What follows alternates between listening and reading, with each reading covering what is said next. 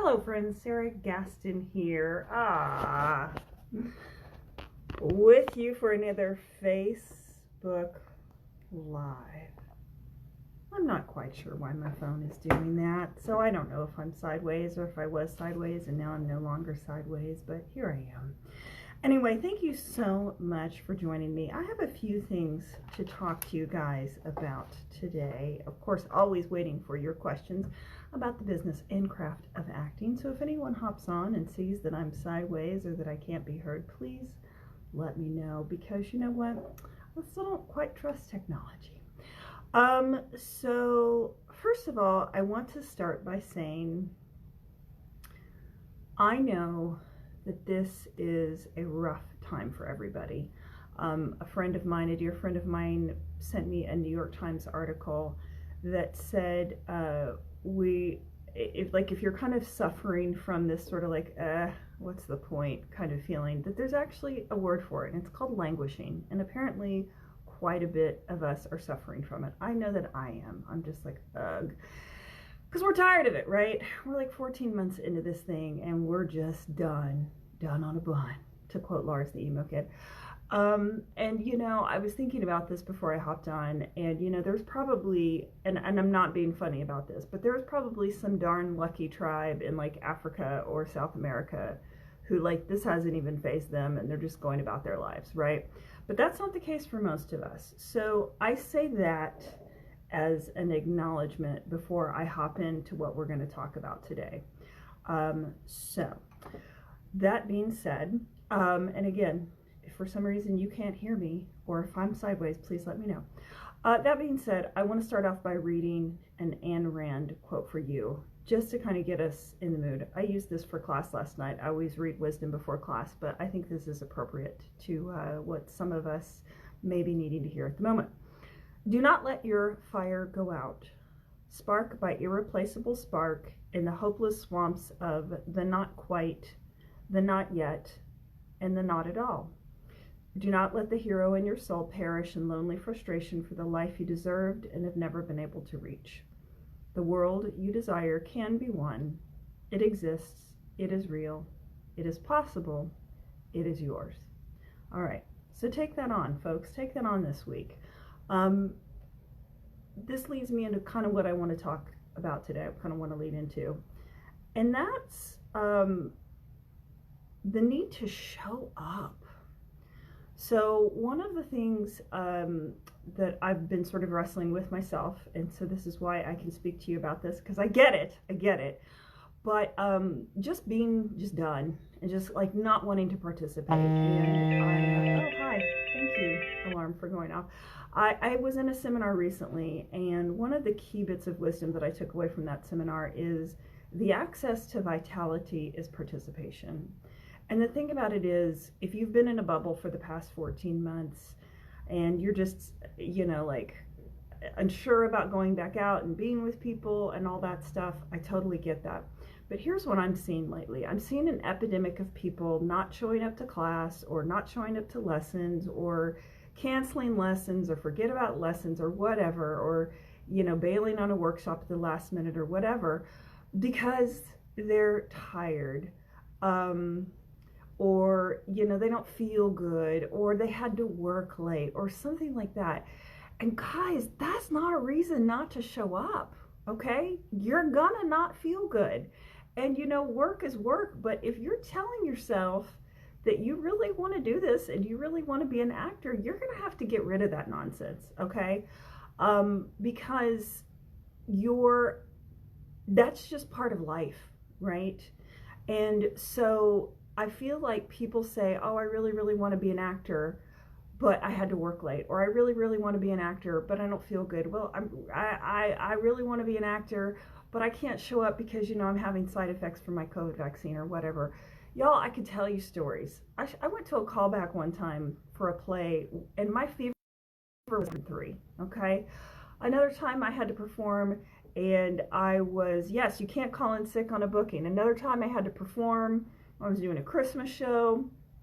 I caught a stomach flu, and I literally said, you know, the show must go on, and I'm throwing up in the wings and running back and forth like cover for me, y'all. I'm going to have to throw up occasionally, okay? So this idea that I'm just not going to show up because I don't feel good or because I'm busy or whatever, y'all, I can't emphasize this enough. Like, man up and show up if you're serious about this, okay? And you may be thinking, oh, it's just class or it's just my acting lesson or whatever. But y'all, how you do the little stuff is how you do the big stuff, okay? And I'm gonna tell on myself, okay? I've had a rough couple of weeks myself, and I ran away from home overnight. I went to Galveston just to get a little R&R, and I came back and I was quite tired. And yesterday, my manager had put together a workshop for us on how to nail a Zoom meeting, with a casting director. And I was tired. I felt like taking a nap, and I showed up. And I had to teach a class last night, and guess what? I showed up. And after that class, because I don't know, I because I'm a glutton for punishment, I signed up for a groundlings class that runs from 9 until midnight, and I'll be doing that for the next 4 Tuesdays, Thursdays, right? And so after I had done this workshop and taught my class, I hauled myself back in front of the computer to do a 3-hour Zoom improv class, okay? Now let me tell you, it wasn't the greatest work of my life, okay? I was done. I was so freaking tired, but y'all, I showed up. And so I just really want you to hear this message today. Like, you've just got to show up no matter what you feel like. And if you've got the type of job where, if you get busy, the first thing to go is going to be, oh, I'm not going to audition, or I'm not going to go to class, or whatever, then just get that for you, acting is a hobby, and there's nothing wrong with that. But you're really not doing yourself a service if you are like, no, I'm really serious about this, and I really want to be an actor, and I think, maybe I'd like to be in a movie and all that kind of stuff. First of all, you don't just like maybe get in a movie, okay? That's just not how it works. But if you really think, hey, I want to give this acting thing a shot, then get your ass to class, get your ass to your lessons, no excuses. Figure out your work schedule, figure out what you got to do to make it happen. Because if you're not going to show up for yourself, believe me, this industry is not going to show up for you. Okay? Rant over. Hey, Tom Pryor. Hey, George Manley. Hey, Joseph Jones. Hello, everyone. Welcome for being here. The other thing I want to say is be very careful about using a social opportunity to pump someone for information. Okay, if somebody in the industry is at a social gathering, whether it's an anniversary party or a wedding or just, whatever, think long and hard before you choose that as an opportunity to put forth your own agenda of pumping them for information. Because here's the thing, they may be too polite or too caught off guard to say anything in the moment. But guess what? You're going to be remembered as that person who, in a social situation where they just wanted to relax like everyone else, they felt like it turned into a de facto coaching session because you're pumping them for information. That's just, read the room. That's just not the coolest thing that you could do. If you want somebody's expertise, if you want somebody's time, schedule a consultation, sign up for their class, pay for their time, pay for their services. They've worked long and hard to develop that expertise. If they offer it, great. But please, please, please, guys, I want to encourage you, don't take advantage of a social gathering as an opportunity for you to just bend their ear for free, because maybe they showed up to that social gathering because they wanted to relax too. All right. Yes, Carlos. That is Carlos says, Mama didn't raise no bitch. That's exactly right. So anyway, y'all, that's my rant. Show up, do the work, read the room. Okay, so now I'm ready for your questions. What questions do you have for me about the art and craft of acting? Because that's why I'm here. I'm trying to think if anyone else asked me anything during the week that might be helpful to you guys. While I'm thinking of that, while you're thinking, yes, maybe not the truth you want. Yep, exactly. It's true. While I'm thinking of that, and while I'm waiting for your questions to come in, just a couple of things. Tuesday nights, we're going to be back in studio starting in June. People have asked me if there are going to be any Zoom offerings. I'm still trying to figure that out. I don't know technologically if there's a way to Zoom people into class effectively while I'm teaching class live. So I'm trying to figure that out. Also this Sunday, I'm having a comedy and improv workshop. Please feel free to join us. Hey JP DeStefano, hello, how are you doing? Let's see, you know, things are gearing up. Things are starting to open up. I'm getting a lot of auditions personally. So again, if you've sort of gotten lax in your training, or you've gotten lax about, you know, really prepping for your auditions, now is not the time to fall off the wagon, because now is the time when things are really starting to happen again. So I encourage you to, you know, get in class or get with your coach, or do your cold reading on your own, do your script reading on your own. You know, I always tell all my students, read a script a week, practice your cold reading every day. These are the two things we have to know how to do. We have to understand how to read and analyze a script, and we have to understand how to cold read. Could you explain method for those who don't know? Okay, I think, Carlos, you might mean method acting. Okay, so here is the thing I'll say about method acting. Method has become a catch-all for any time an actor sort of relies on just allowing their free emotions, or allowing them, or using externals to put them into a role, like, you know, gaining 40 pounds, or, you know, making themselves really tired to play somebody that's tired. It's kind of, it's used as a catch-all, okay? But really the method, as Lee Strasberg was trying to develop it back in the day, was building on Stanislavski. So Stanislavski was basically like, what would I do if I was this character in these given circumstances? And building on that, Strasberg was trying to say basically like, well, you may not know what those circumstances, you know, were, or you may not be able to relate, okay? So basically, what can, who would I have to be in order to experience these circumstances in the way the author intended, okay? Now, what sort of happened as a result of that is that people have come up with different methods to solve that problem, okay?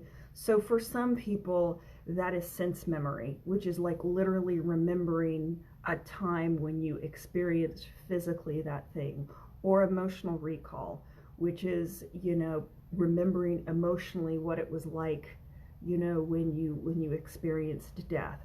For other people, that is like, I really do have to gain 40 pounds in order to understand what it's like to be this overweight person, right?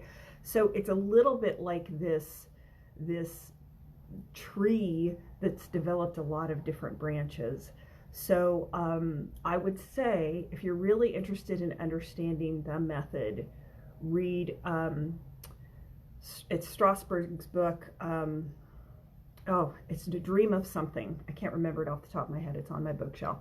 But it is kind of the foundation of the method, but a lot of people have co-opted it to use it themselves. But the bottom line is, you know, you can use your imagination. You don't have to experience everything that the character is experiencing in order to give an honest human performance. Okay, that's what I got to say about the method. People have this idea, first of all, it's very hard for anyone to articulate what the method is, and then people just like the sound of it because they'll hear something like, oh, Kathy Bates's method, oh, I better be method. But it's really hard for anyone to explain what it is, because it's morphed so much depending on which school is approaching it. I hope that answers your question. I mean, it's a little like saying, well, what is Christianity? You know, I don't know. Are you Catholic, or are you Episcopalian, or are you, you know, charismatic? So that is, in a nutshell, what the method is. Yeah, it's rough. I'm method when I fight space aliens. Yeah, exactly. So Joe Grasaffi actually has to go find some aliens and actually really, really fight them. I suppose you could call, actually, this leads me to my Sylvester Stallone anecdote. You know, he talks about when he's been in his movies and fighting people, like they're really beating each other up. Okay, so that might be considered method, really, if you want to go there. Speaking of man alive, speaking of showing up and playing through, you know, he got his neck broken when he was filming The Expendables, and he couldn't stop to have surgery because they had filming to continue, right? So if Sylvester Stallone can continue filming with a broken neck, you can show up to class with a stomachache, right? Dream of Passion. Thank you. I couldn't remember. I knew it was a dream of something. Dream of Passion by Lee Strasberg. Thank you, thank you, thank you so much. Yeah, so that's going to give you the foundation of what the method is. Is the Method Man the gold standard for that type of acting? Jennifer, I don't understand the grammar. I don't think it's the gold method. I don't think, or the gold standard, right? I think it is an approach, right? So again, I think there's this mythology around the method that it is some magic ticket. But the truth is, I've worked with so many actors over the years, and so many people can't even access their own truth, much less, like, you know, the truth of another human being, right? So I would say, you know what I would say the gold standard is? I would say the gold standard is the whatever works for you, okay? Because I will tell you from personal experience, sometimes I have to immerse myself in the circumstances. Other times I need to learn the physicality and the voice of the character. Other times I just need to learn the lines because I kind of just let that character speak through me, you know, so there are a lot of different approaches. Yeah, and I think it's rough to say that that's the gold standard only because if that is not accessible for you, you might think, okay, well, I'm hopeless. No, that's just not the right approach for you, okay? So that's one of the reasons when I work with actors, I always say, you know, look, I'm just giving you another tool for your toolbox. Not everything is a nail, so you don't always need a hammer, okay?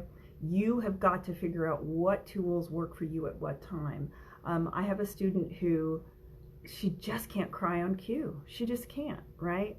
So, I mean, do you say, like, you know, she's not capable as an actor? Absolutely not. That's just something that she struggles with. And so, you know, somebody might say, okay, well, you need to, you know, rub onion juice in your eyes so you're crying real tears. Okay, well, does that mean that's great acting because you've caused a physiological response? No, but if that works for you and that's the approach you want to use, go for it. I don't recommend it, but Method Man is a rapper. See, shit, I don't know. Yeah, thank you, JD DeStefano. Clearly, I'm an old person and I don't know this rapper Method Man. So anyway, I'm trying to answer your questions like for reals. So, JP, I'm gonna cut you, seriously. JP's like, I use CGI tears. Yeah, no, I remember when I was a kid, we would watch Little House on the Prairie while we were watching dinner, and it was like so clear, like their eyes weren't red, you know, but like what's her face, Laura Ingalls, you know, Melissa Gilbert, she would just be sitting there going, Pa, I'm really sad that you had to sell my horse, Bunny, you know, and then like it was clear, like they just put some eye drops there, right? Like nobody's crying there.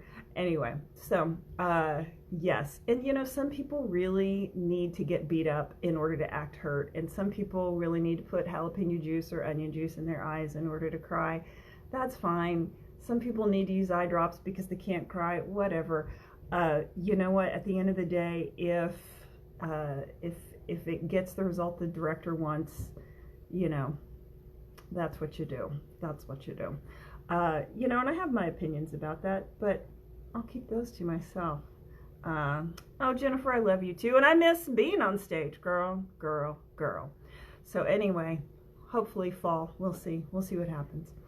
Anyway, any other questions? Because if you're gonna try to repartee with me about, you know, current music and current musicians, I will fail. I will fail. radio because I don't listen to the radio except for NPR. So anyway, if you guys have no other questions, I won't keep you because, of course, as I always say, time is our most valuable and non-renewable resource. I don't want to waste yours. I will say sign up for my YouTube channel if you haven't already, because I release a new video every week.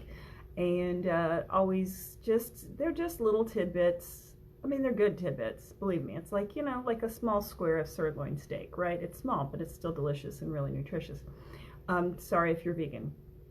But I release a new video every week with just a little tip about either the craft or the business of acting. Also, I suggest you sign up for my email list, which you can do on my website, sarahgastonnoh.com, because there is information and supportive materials that I release on my email list that I don't share anywhere else. I just had a really good one. It was an article out of LA on the new headshot trends. And I think people in our market, as LA goes, Texas goes several years later, I think people are really behind in our market on what you need to be doing with your headshot. So I share stuff like that. So it's a good idea to be on my email list.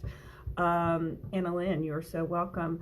And I have a couple of virtual classes, the ultimate script analysis course, everything you need to know about analyzing a script from A to Z, and how to cry on cue. Both of these classes, digital classes, the links are available on my website. I teach an ongoing advanced film acting class every Tuesday night. It's been going on for years now, and that's a great class if you really want to roll your sleeves up and up your game. And of course, I'm available for private coaching if you have a one-off that you need help with, or coaching for a big audition. So yeah, I actually have something else to share with you guys pretty soon. But I got my hands on something called the Perfectly Imperfect Taped Audition. So I'm going to see what bits of wisdom I can glean from that and share with you guys. Because guys, I'm always learning and growing. And that's what I'm here to share with you, is like what I'm learning about. And also, it's your life, it's your career, it's your craft. So please take it upon yourselves to continue your own learning and your own development. A photographer's insulted when something like new trend is asked for. I think that's a question. Is a photographer insulted? I don't know. I'm sure there are photographers who get insulted by all sorts of things. But it's like it's like people who are terrified to talk to your agents. Your agent works for you. So talk to your agent. Now, be respectful. It is a collaborative, professional relationship. But if you have questions or concerns, you need to have a conversation with your agent, okay? Same thing with the photographer. If you know what you want, and so if you go in fact, I think photographers would probably welcome actors knowing what they want, because I know when I first went to my professional headshot photographer, I didn't know what to ask for. I didn't know what I wanted. And so I kind of got stuck into these artificial poses that were just, that photographer at that time was the photographer everyone went to. It was black and white, y'all. It was a long time ago. And I just kind of got stuck into the poses that he put everybody into. And I look back at those headshots and I'm like, what the hell, y'all? Because it just they look posed. They're just not good, And I mean, they were fine. They did the job, and that was kind of the style at the time. But I'm a big believer in going into a headshot session prepared. And in fact, I have a video on that, how to prepare for your headshot session. But no, I think it's really helpful for you to go in with your shoot packed and let them know what you want, because they don't know what you want, right? And they're going to give you a few kind of standard things. That's your headshot session. Direct your headshot session. I understand, Anna Lynn.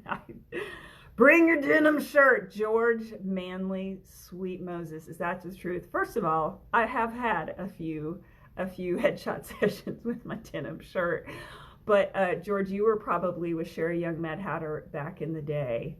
But yeah, everybody was shooting in that frickin' denim shirt. Now, granted, the denim shirt is really good in our market because we do have a fair bit of sort of rural, blue collar, more rugged sorts of things going on. But yeah, y'all, there's more to the headshot world than the denim shirt, believe it or not. So anyway, are there any other questions? Thank you guys for your engagement. That's always really helpful for me because, you know, I could talk till the cows come home, but like a photographer, I like a little feedback on what you guys need and want to know. So okay, George, I knew it when you said the denim shirt. Yeah, yeah. Back in the day, we all wore the denim shirt for our auditions and our headshot sessions. Anyway, guys, thank you so much for joining me. If you get a brilliant idea about something you desperately need to know about, like 5 minutes after we sign off here, please feel free to message me or text me, reach out to me in any way you want to, and I promise your question will be first up next week. It may even become the subject for one of my videos because, yeah, I'm always looking for subjects for my videos because I forget what I know that other people may have questions about. So thanks, Joe. So it's really helpful to get your feedback on what you'd like to know and what you'd like me to talk about. That's what I'm here for every Wednesday, to share with you guys my perspective on this wacky craft that we've you know, fallen under the spell of. So anyway, thank you so much for watching. Have a spectacular week. Find a way to participate this week. Participation is the access to vitality. So whether you feel like it or not, get off the couch, stop languishing, and participate, my loves. Okay, thank you. Mwah.